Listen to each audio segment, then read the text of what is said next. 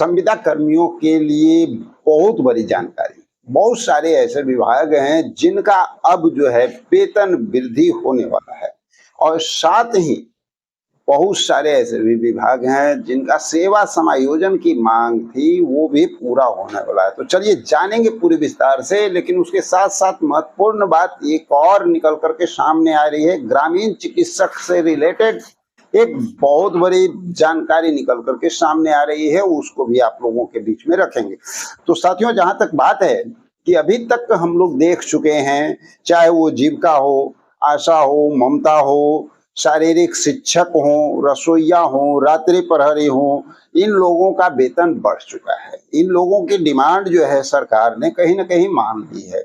लेकिन इसके साथ साथ एक अहम बात यह है कि आशा कार्यकर्ता अभी इससे खुश नजर नहीं आ रहे हैं।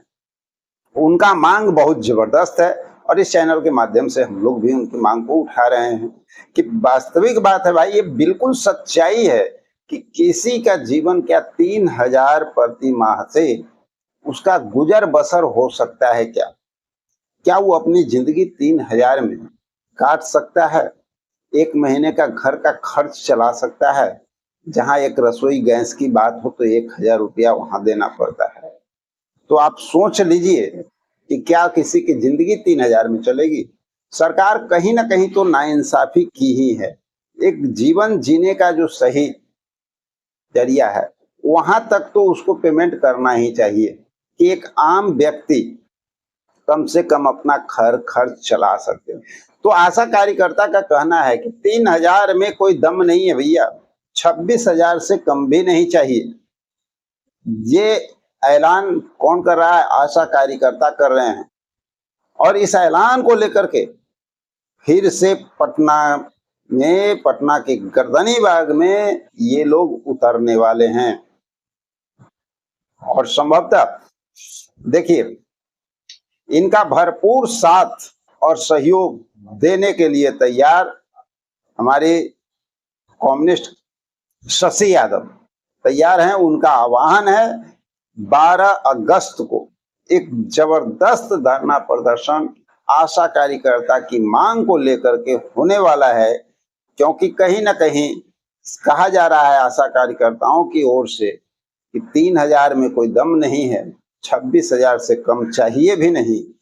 तो साथियों, एक जबरदस्त तैयारी चल रही है और आशा कार्यकर्ता एक बार पुनः धरना प्रदर्शन करते हुए जो है 12 अगस्त को देखे जाएंगे और उनका साथ देने जा रही हैं शशि यादव, जो कि आप लोग पहले भी जानते हैं कि शशि यादव का आवाज बहुत बुलंद होता है और उनकी आवाज में दम होती है। सरकार को हिलाने का पूरा क्षमता उनके अंदर है। वो जानती हैं कि कैसे सरकार से काम लिया जा सकता है, कैसे आपका काम कराया जा सकता है। बखूबी बहुत अच्छी तरह से वो इस बात को समझती हैं और आपके लिए पूरी जबरदस्त तरीके से लगी हुई हैं। तो चलिए, ये तो हो गई हमारी आशा कार्यकर्ता। बहुत सारे ऐसे हमारे जो साथी हैं जिनका अब वेतन वृद्धि होने वाला है। बहुत सारे संविदा कर्मियों का तो वेतन वृद्धि हुआ, वो लोग तो खुशियां मना रहे हैं, लेकिन बहुत सारे लोग जो है इंतजार कर रहे हैं। उनका क्या? कौन कौन से ऐसे लोग हैं जिनका वेतन वृद्धि होने वाला है? कौन कौन से ऐसे लोग हैं जिनका समायोजन होने वाला है? किनको राजकर्मी का दर्जा मिलने वाला है? आइए पूरी बात जानेंगे विस्तार से, लेकिन उसके पहले आप लोग को ये जानकारी दे दें कि ग्रामीण चिकित्सकों की भी उम्मीद जागी है।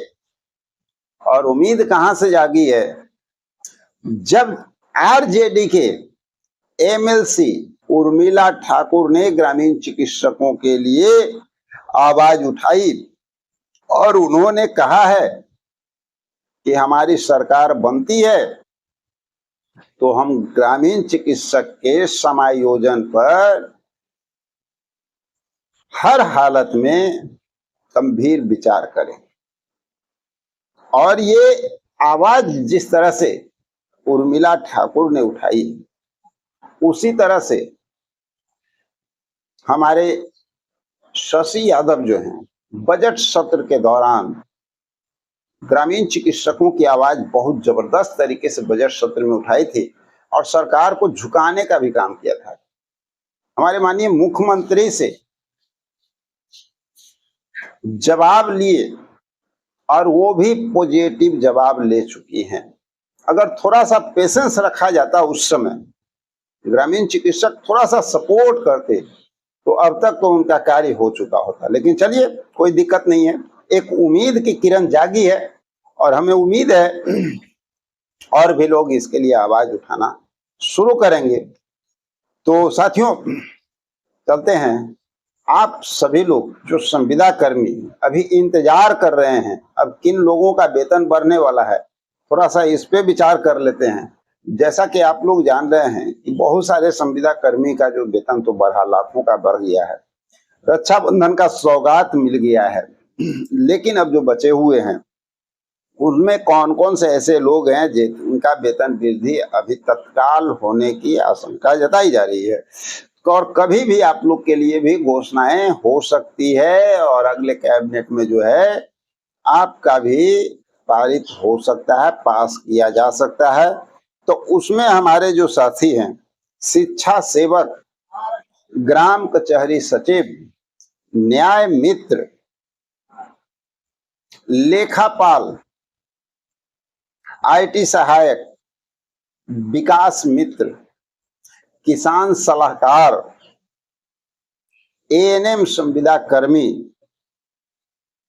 का वेतन जो है वो बढ़ने वाला है। बहुत जल्द आप लोगों के लिए भी घोषणा होता हुआ नजर आ सकता है। और जहां तक एएनएम 865 अर्बन के जो कर्मी हैं, उनके लिए भी ऐसी बात नहीं है कि आप लोग के लिए आवाज नहीं उठाई जा रही है, सबके लिए आवाज उठाई जा रही है। और आप लोगों का भी जो वेतन वृद्धि है ना, वो सरकार करने जा रही है। आप लोग की भी फाइल जो है वो काम हुआ है उस पे, ऐसा नहीं है कि नहीं हुआ है।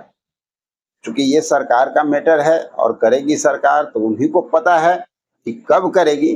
थोड़ा लेट हो सकता है, क्योंकि जो जो लोग धरना प्रदर्शन कर रहे हैं, जो सरकार का ध्यान अपनी ओर आकृष्ट कर रहे हैं ना, उनका काम पहले होता हुआ दिख रहा है, ये तय मान।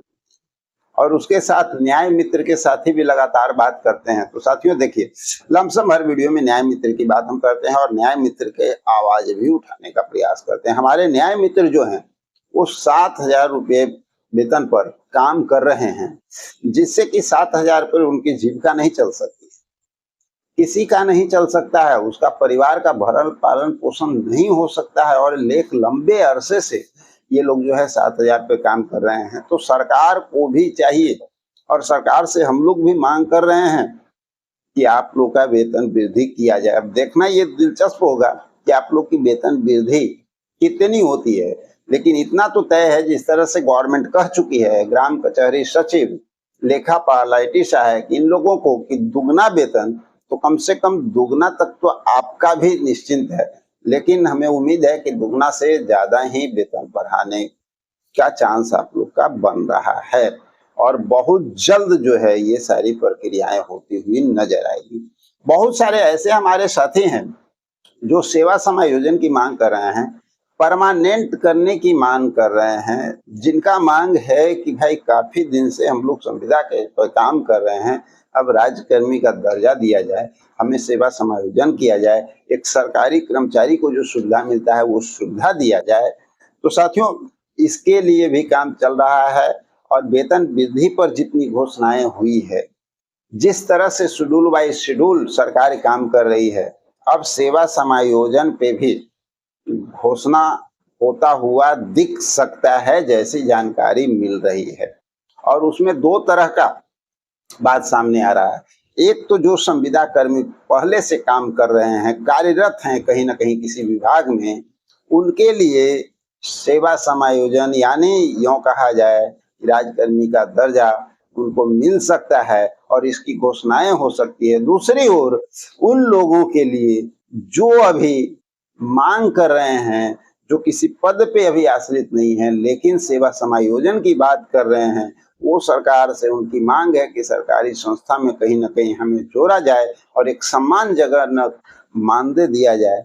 उनके लिए भी अब जो है कार्य होता हुआ जमीन पे नजर आ सकता है। तो साथियों मिलते हैं एक और जबरदस्त जानकारी भरा वीडियो में, जब तक के लिए जय हिंद।